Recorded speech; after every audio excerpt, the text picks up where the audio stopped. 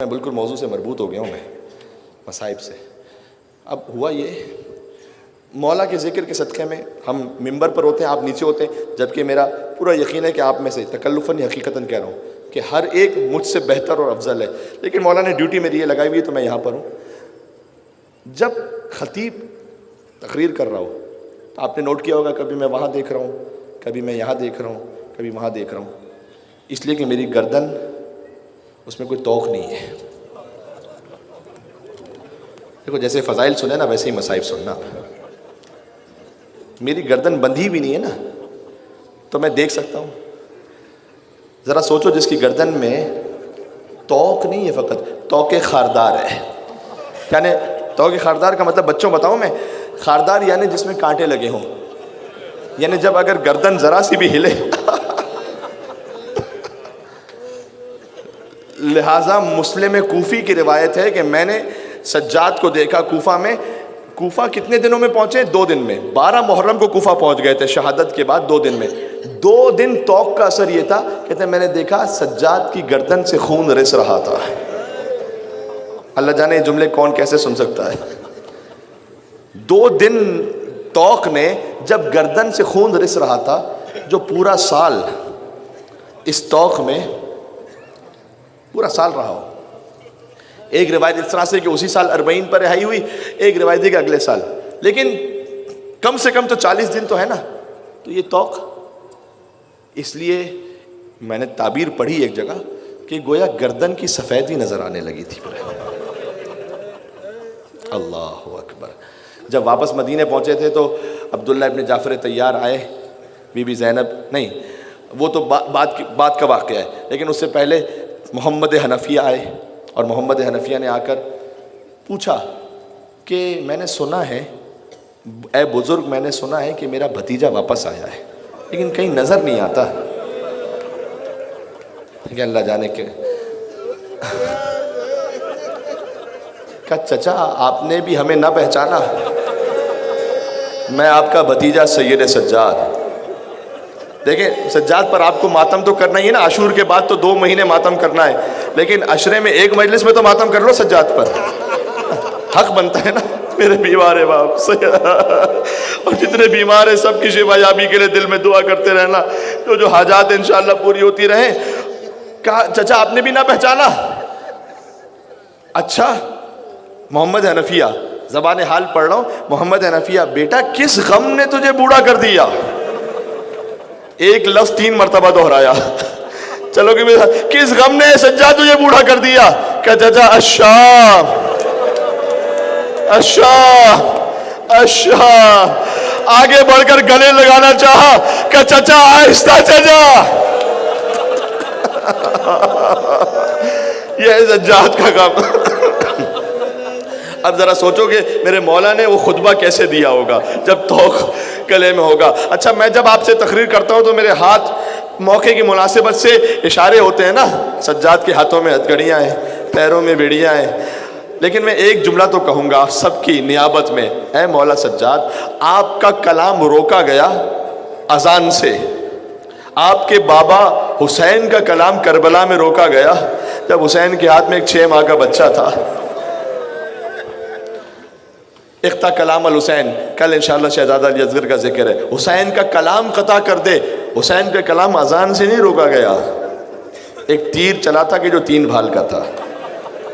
بس یہ یہاں تک، کل انشاءاللہ شہزادے کا ذکر مجھے کرنا ہے۔ باب الحوائج ہے شہزادہ علی اصغر علیہ السلام۔ سجاد کے صدقے میں انشاءاللہ، علی اصغر کے صدقے میں انشاءاللہ مانگیں گے۔ ہاں اب میں بالکل اس موضوع سے مربوط ہو گیا ہوں۔ تو سجاد جب خطبہ دے رہے تھے تو شہزادی زینب سلام اللہ علیہ بھی تو ہے نا وہاں پر۔ اب بی بی زینب کے 2 بچوں کا ذکر ہے آج، معصوم سے شہزادوں کا۔ آپ انشاءاللہ کل آپ نے بڑا پرجوش مقبول گریہ کیا ہے عباس کے بھانجوں پر، طفلان مسلم، آج ویسے ہی گریہ کرنا ہے حسین کے بھانجوں پر۔ شہزادی زینب سلام اللہ علیہ، میں ایک جملہ بی بی کی خدمت میں بھی کہہ دوں اس لیے کہ ان کے بچوں کا ماتم ہے۔ جب بی بی کی ولادت ہوئی تھی نا، یہ کتابوں میں لکھا ہوا ہے، شہزادی زینب کو لے کر گئی رسول اللہ کے پاس بی بی فاطمہ سلام اللہ علیہ، جو حسین کے مصائب ہے ویسے ہی بی بی زینب کے مصائب۔ بی بی زینب کو دیکھا حضور رونے لگے، گریہ کرتے جاتے تھے۔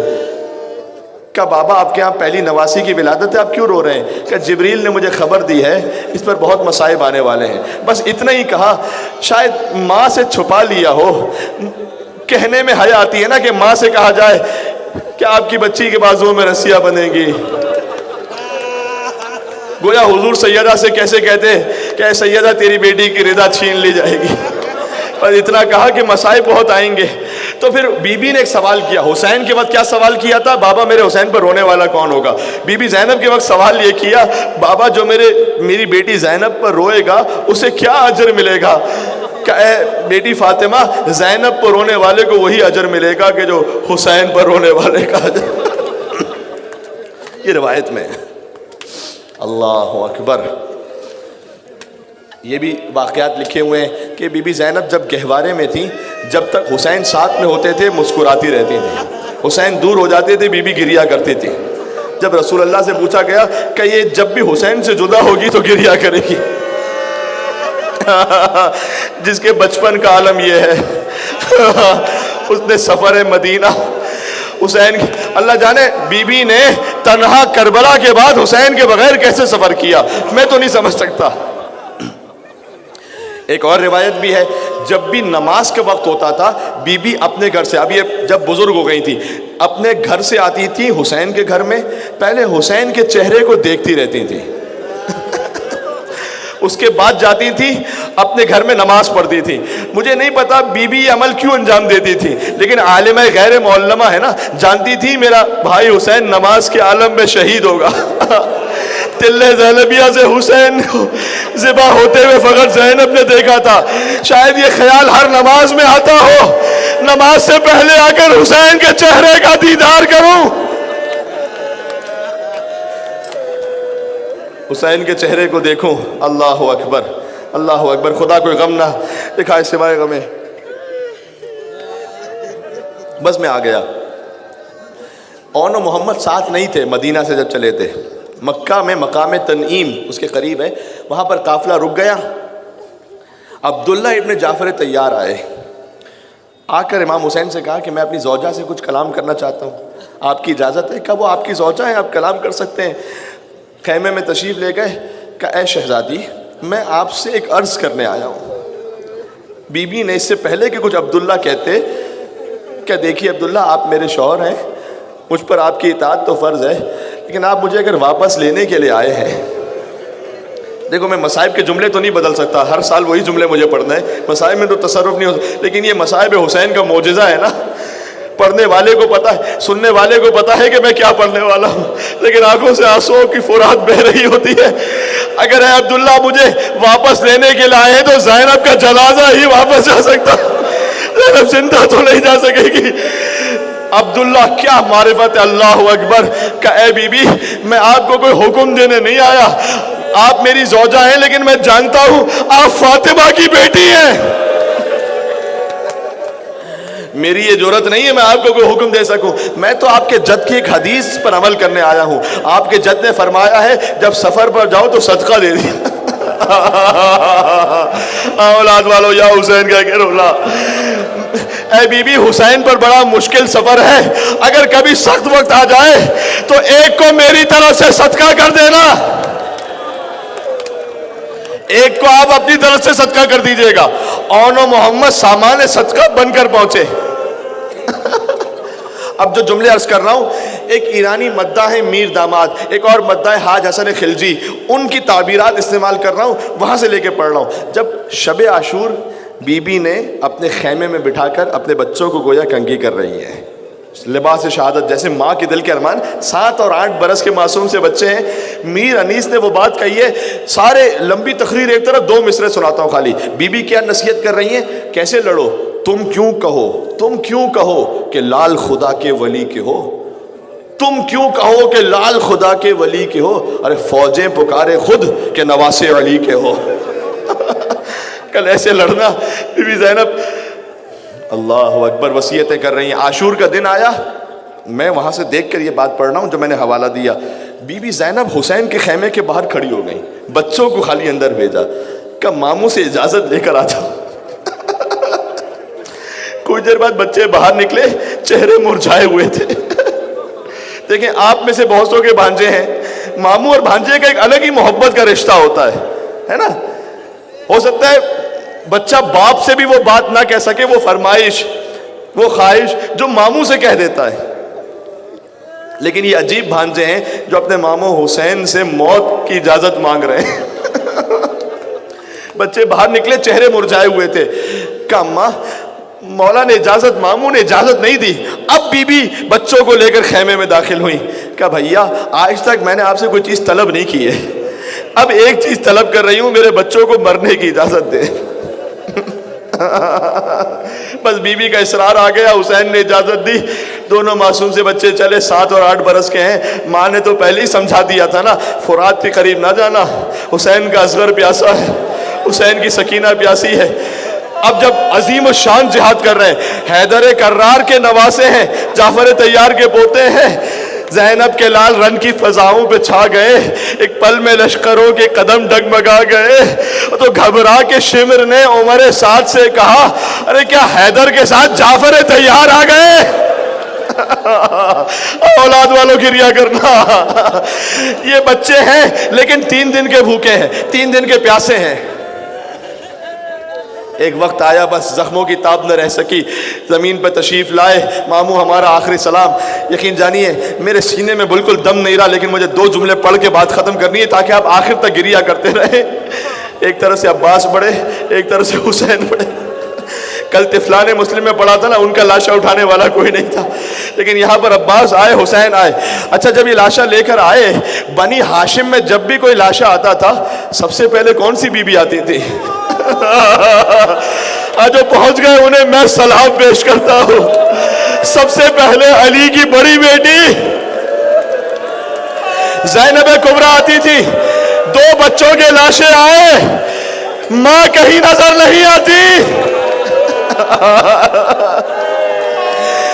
جب بی بی مدینے واپس پہنچی تھی, عبداللہ ابن جعفر طیار نے پوچھا تھا اے شہزادی میں نے سنا تھا جب اکبر کا لاشا آیا تھا سب سے پہلے آپ آئی تھی, اور محمد کے لاشے پہ نہ آئی.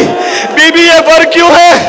جانتے بی بی نے کیا کہا تھا کہ اے عبداللہ بھائی اور محمد کے لاشے تھے, میں حسین کے سامنے آ کر بھائی کو شرمندہ نہیں کرنا چاہتے تھے.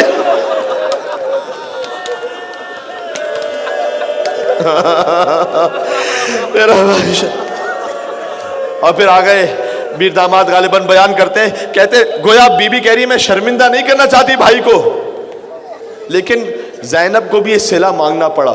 جب یہ بی بی شام سے واپس پہنچی چہلم پر حسین کی قبر پر, تو یہ کہا ہوگا نا بھیا میں اس وقت لاشوں کے قریب نہیں آئی تھی کہ تو شرمندہ نہ ہو, اب سکینہ کے بارے میں مجھ سے سوال نہ کرنا. اب زینب شرمندہ ہے, تیری امانت شام کے زندان میں چھوڑ کے آ گئی. جزاک اللہ, جزاک اللہ. ماشاءاللہ اب یہ جوان اللہ چہروں کو جب کوئی پیٹ رہا ہوتا ہے نا جوان, تو مجھے زیارت لاہیہ کا جملہ یاد آتا ہے. حسین شہید ہوئے, لاتمات الوجوہ, بیبیاں خیموں سے باہر آ گئی, چہرے پر تماچے مار رہی تھی. زبان حال ہے, اون محمد کے لاشوں پر ہاتھ رکھا, پیشانی کربلا کی زمین پر رکھی, پروردگارہ تیرا شکر ہے تو نے میری قربانی قبول کر لی. پھر بی بی کوفہ گئی, پھر بی بی شام گئی, شام سے رہائی ملی. ہر بی بی کے آگوش پہ سر ہے, 2 سر ایسے ہیں جن کو لینے والا کوئی نہیں. شام کی عورتیں پوچھتی ہیں ہمیں لگتا ہے ان کی ماں زندہ نہیں. آپس میں باتیں کر رہی تھی, ایسا لگتا ہے ان بچوں کی ماں تو زندہ نہیں ہے. زینب نے کہا میں ان کی دکھیاری زینب کبریٰ آخری جملہ کہنے لگا ہوں. بی بی مدینے واپس پہنچی, گھر میں داخل ہوئی, اور محمد کے حجرے نظر آئے. ماں کا دل تھا تڑپ اٹھا کہ ارے میرے شیرو, ماں تم سے شرمندہ ہے. عباس کا ماتم کیا, اکبر کا ماتم کیا, تمہاری فرش عزا بچھا سکی. زینب نے اپنے گھر میں اول محمد کی فرش عزا بچھا لی, گھر میں بیٹھ کر تمہارا ماتم کر.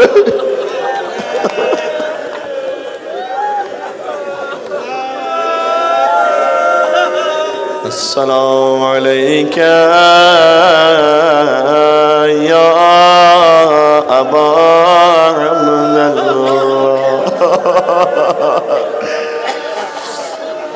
نہیں اب جملہ سن لینا. عقیدہ ہے نا اور حدیث میں بھی ہے جب مصائب ہوتے ہیں تو مدینہ سے ایک ماں آتی ہے نا. لیکن آج ایک جملہ بڑھا رہا ہوں, مدینہ سے فقط ایک ماں تھوڑی آتی ہے, شام سے بھی تو ایک بی بی آتی ہے نا. اور اس بی بی کے ساتھ ایک 3 سال کی بچی بھی ہوتی ہے. وہ بچی پوچھ رہی ہوگی وہ بھی اماں یہ میرے بابا کے عزادار ہیں, انہیں یا حسین کہنے پر کوئی تماچے تو نہیں مارنے والا.